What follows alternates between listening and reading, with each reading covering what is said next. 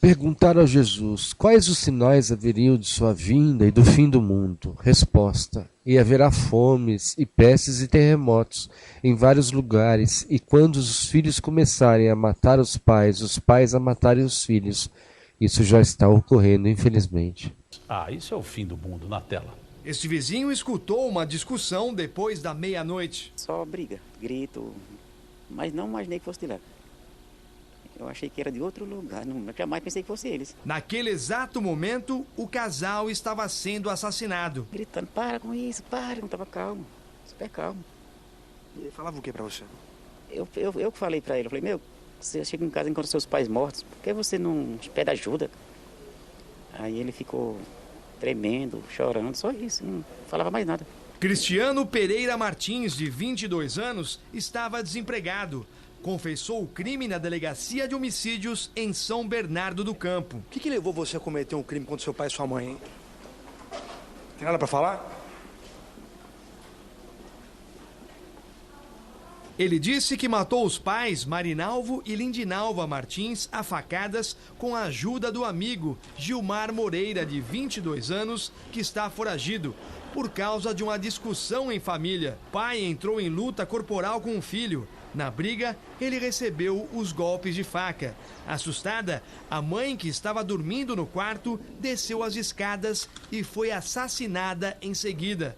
Segundo o jovem, ele era cobrado pelo pai por não trabalhar. Depois de ter assassinado os pais, o jovem veio até este posto de gasolina e comprou cervejas. Em seguida, voltou até a própria casa e só então chamou a polícia. Acompanhe o momento em que o jovem entra no posto de gasolina. De camiseta cinza e jaqueta azul amarrada na cintura, ele vai até a geladeira da loja de conveniência e pega 3 cervejas. Em seguida, com aparência tranquila, ele se dirige até o caixa, paga a cerveja e sai com uma sacola branca. Esta câmera externa mostra o momento em que o jovem deixa o posto de gasolina. É a última imagem antes dele retornar à casa dos pais e ligar para a polícia. Bom, isso tudo está na Bíblia, né? O sujeito matar os pais, o pai que mata filho. E o pior de tudo, como é que pode matar os pais, não sentir remorso nenhum e tomar cerveja? E ficar tranquilo. Você viu ele sendo levado pela polícia na maior tranquilidade, como se tivesse matado 2 cachorros. E era um pai e a mãe. Por outro lado, tem um pai que foi preso acusado de matar o filho. Final dos tempos, não? Deixa eu ver na tela. O crime aconteceu nesta chácara próxima a São Sebastião. O homem, Alberto Gonzaga, esfaqueou o filho de 24 anos na barriga. O jovem Alberto Júnior não resistiu e morreu na frente da irmã de 17 anos, que presenciou toda a briga. Uma discussão entre pai e filho, que evoluiu para uma luta corporal e acabou num homicídio. Após o crime, o pai teria passado a noite na mata e no dia seguinte foi encontrado pela polícia. Os vizinhos contam que ele tratava bem os amigos, mas em casa era violento com a família e já teria inclusive batido na filha. Ele vai responder por homicídio doloso por motivo fútil e a pena varia de 12 a 30 anos.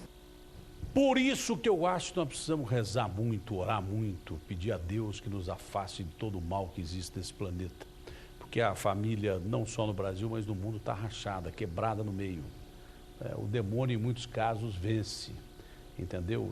E são pessoas atacadas de uma forma tão terrível que, você viu aí, é tudo previsto nas escrituras sagradas, e quaisquer caminhos que levam a Deus e tem os seus livros com a palavra de Deus, né? Prevê isso aí, final dos tempos, pai matando filho, filho matando pai, e daí por diante. Eles falam, a segunda profecia diz que a partir de o eclipse solar de 11 de agosto de 99, os maias afirmam que os homens facilmente perderão o controle de suas emoções. É um momento atual, né? A gente vê que as pessoas não estão mais algumas não estão se contendo mais, né? Estão partindo para violência, vingança. Está prestando depoimento agora o motorista que protagonizou uma das cenas mais absurdas do fim de semana. Você viu, né, Evaristo? É uma cena realmente impressionante que eu só tinha visto aqui num boliche, né? É a cena como parece, né? Esse motorista, ele acelerou o carro e atropelou cerca de 20 ciclistas. Esses ciclistas estavam numa manifestação por mais bicicletas em Porto Alegre. 12 pessoas ficaram feridas. A imagem é impressionante. O motorista Ricardo Neis avança sobre os ciclistas. Muitos foram jogados para o alto.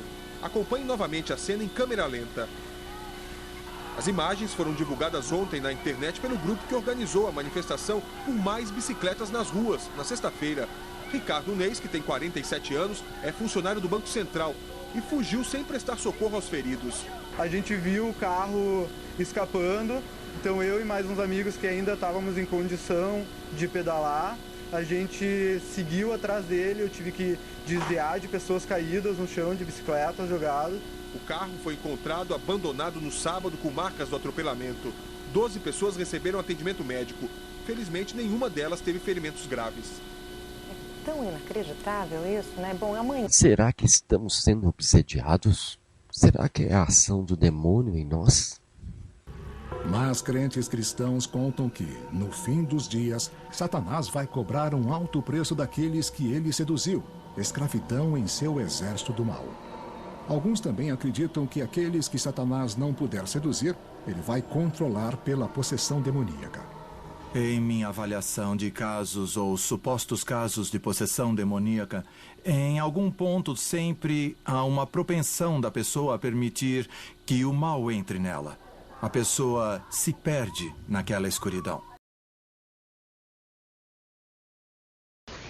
Mas o que é a obsessão? A obsessão é a ação pertinaz de um espírito na mente de outra pessoa encarnada, quer dizer, viva. Então, um espírito, o que é? Uma pessoa fora do corpo, geralmente um inimigo. O inimigo de vidas passadas quer se vingar de você, não quer ver você feliz e tenta fazer mal de qualquer maneira. Ou pode ser também que você tenha atraído espíritos que vão curtir com você sexo, bebida, droga. Né? Pessoas que morreram, não querem largar os vícios lá no plano espiritual e continuam aqui. Ao invés de ir para as colônias, continuam aqui buscando pessoas para se satisfazerem através delas. Né? Então você vai atrair os espíritos conforme o seu pensamento. Né? Então aqui, ó, os espíritos do perfeito são instrumentos destinados a experimentar a fé e a constância dos homens na prática do bem. Como espírito, deve-se progredir na ciência do infinito, razão por que passas pelas provas do mal, a fim de chegares ao bem. Nossa missão é de colocar-te no caminho no bom caminho, e quando más influências agem sobre ti, é que as atrais pelo desejo do mal. Os espíritos superiores vêm em teu auxílio no mal, sempre que desejas cometê-lo, e só te podem ajudar no mal quando queres isso. Então, se te inclinares para o assassino, terá uma nuvem de espíritos que te alimentarão nesse pendor, quer dizer, eles aumentam muito a sua vontade. Se você tem uma vontade de 50%, a ação dos espíritos fica 100%. A todo momento ele fica te lembrando, vai lá, faça isso, vai lá. Colocam imagens na sua cabeça e pensamentos. Então é muito difícil se livrar deles, mas não é impossível. A possessão demoníaca é real. É uma das provas, aliás, talvez uma das grandes provas para aqueles que a vivenciaram, de que os demônios são reais, de que o mal é real. De acordo com um estudo recente da Universidade de Fordham, o exorcismo está mais disponível hoje do que em qualquer outro tempo. Em 2007, o Papa Bento XVI ordenou que seus bispos montassem equipes conhecidas como brigadas de exorcismo, para deter o que a Igreja Católica acredita ser o aumento da influência do diabo. Havia uma escola especial em Roma para ajudar no treinamento de exorcismos. Mas muitos duvidam que a possessão demoníaca exista. Não há muitos casos de exorcismos legítimos hoje em dia. Exorcismos costumavam ser mais comuns porque não sabíamos muito sobre a psicologia humana e sobre como o inconsciente pode nos enganar.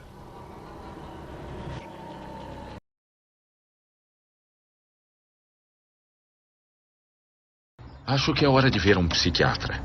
Um homem com uma experiência extraordinária no que alguns chamam de demônios. Dr. Sanderson. Exato. É um prazer. Prazer. Como é que os demônios e as possessões são vistos pelos psiquiatras hoje em dia? Com muito ceticismo. Eu mesmo não uso o termo possessão demoníaca. Eu nunca encontrei um caso, se é que de fato existe. Eu prefiro usar o termo ligação espiritual, em vez de possessão. Os espíritos que mais comumente influenciam as pessoas são espíritos humanos. Espíritos de pessoas que morreram e, sim, em vez de seguir para a luz, para o mundo espiritual, por algum motivo, ficaram para trás. E você conversa com os espíritos? Bom, eu posso tocar uma fita de uma das minhas pacientes e você pode ter uma ideia melhor do que, de fato, acontece, hein? Ela é uma jovem de 33 anos, digamos que se chama Louise, e foi admitida num dos leitos do hospital Fairfield com um ataque de pânico. Os ataques de pânico são comuns, mas esta é a única paciente que eu vi com um ataque de pânico tamanho que foi internada no hospital. E ela também sofria de dores de cabeça terríveis, depressão, uma série de problemas. Eu fiz o tratamento com hipnose, que é o que eu faço normalmente com meus pacientes. Sob hipnose, Louise revelou que estava com uma ligação espiritual. Uma mulher de meia-idade muito teimosa chamada Gladys. Eu disse, bom, eu acho que eu vou ter uma palavrinha com a Gladys. Eu posso falar com a Gladys?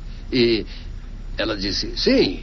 E eu então conversei com ela e neste ponto eu acho que é melhor tocar a fita e você então ouvir o que aconteceu. Agora me diga, que idade a Louise tinha quando você se juntou a ela? Quando ela nasceu. No momento do nascimento ou antes? Não, quando ela nasceu, no momento do nascimento. No momento do nascimento, eu entendo. Estas são gravações feitas pelo Dr. Sanderson em sessões reais em que a voz do espírito de Gladys falou através de sua paciente Louise. Acha que ela vai precisar de você ainda por muito tempo? Vai. A vida toda? É. Entendo. É muito bom falar com você. É bom saber que se preocupa com ela. Eu tenho certeza de que a Louise fica feliz com isso. Mas temos que considerar o efeito que você está tendo na Louise. Ela não sabe quais as sensações são suas e quais são dela. Eu imagino que você nem sempre aprova os amigos de Louise. Não. Não. Os homens não. Não, eu acho que não. Mas você tentou tirá-los da vida dela? Sujos. Brutos. Quando tirei Louise da hipnose e perguntei a ela sobre essa Gladys, ela disse... eu não sei bem, mas eu acho que eu tive uma tia-avó que morreu muito antes de eu nascer. Ela morreu aos 55 anos de câncer e teve uma vida muito triste com um marido alcoólatra que a maltratava. Mas a grande tragédia de sua vida foi a perda de seu filho Roy. Gladys, eu fiquei muito triste quando soube que sua vida foi tão difícil. O que acha disso agora? Penso sempre. É mesmo? E com uma profunda tristeza, não é verdade? É. E raiva. E raiva. É. De quem você tem raiva, Gladys? Do seu marido? É. Qual era o nome dele? Michael. Michael. É por isso que eu não perdoo. Ele maltratava muito você? Terrivelmente. E você teve mais 2 filhos, eu sei, mas o Roy era o seu preferido, não era? Ele era meu menino. Quantos anos ele tinha quando morreu? 28. Sei. A raiva de Gladys era a chave do problema. Ela precisava de terapia. Felizmente, a terapia com os espíritos é muito mais rápida do que com as pessoas encarnadas. Por quê? Eu não sei, mas eu posso lhe dizer por experiência própria que leva assim uns 2 ou 3 minutos. Eu disse o que ela precisava saber e que, livrando-se da raiva, ela